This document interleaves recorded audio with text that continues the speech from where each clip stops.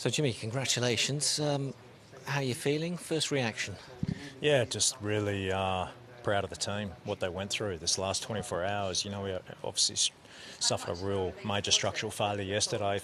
So for the whole team really to regroup and come together and then work literally through the night, no sleep, give us a boat capable of going out and winning that semi-final was something very, very special, but also very powerful and a sign of strength.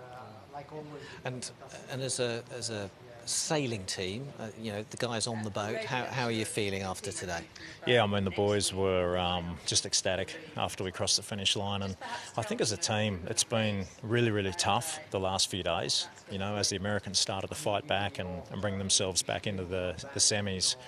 But at the same time, I think it's actually a very, very important thing for us to go through. That sort of pressure and, you know, that sort of hardship really does create a lot of character in the team, certainly from my experience.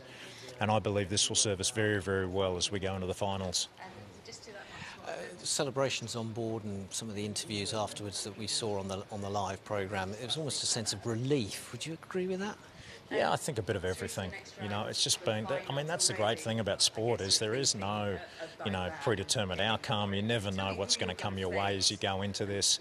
And man, I mean, I think everyone's been under a lot of stress, and with the day we had yesterday, it was just a real release after we crossed the line. So, but for the entire team, not just for the guys on the boat, especially for, the shore guys that just, did not sleep last night. Did you feel any effects from that breakage? No, not at all. I mean, look, you can't hesitate sailing these boats, and I think in general you try and leave the past in the past and really just go 100%, and that's what we did. We went full throttle, we pushed the boat as hard as we can. I thought the boat was going very, very well. Okay, well, let's leave the past in the past. Let's talk about the future. It's Ineos Britannia in the final. How do you see that matchup?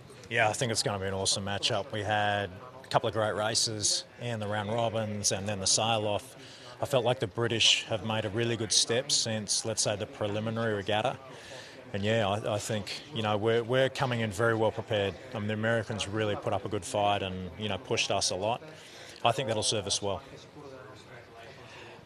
Have they got any Achilles heels? Have you spotted any weaknesses that, any buttons you're going to press for the British team? Look, I think both teams are in the same situation where you only need to make a mistake or two and instantly you will pay for it. And we've seen that. We saw Lingy out there do a great job, take a couple of races off the British ourselves. The Americans took 3 races off us, and that's just small little mistakes here or there. So it really shows how on edge we are with the boats, and it's wide open. That's cool. I just need a line for the live team. So I need you to say something like who you're facing. Yeah.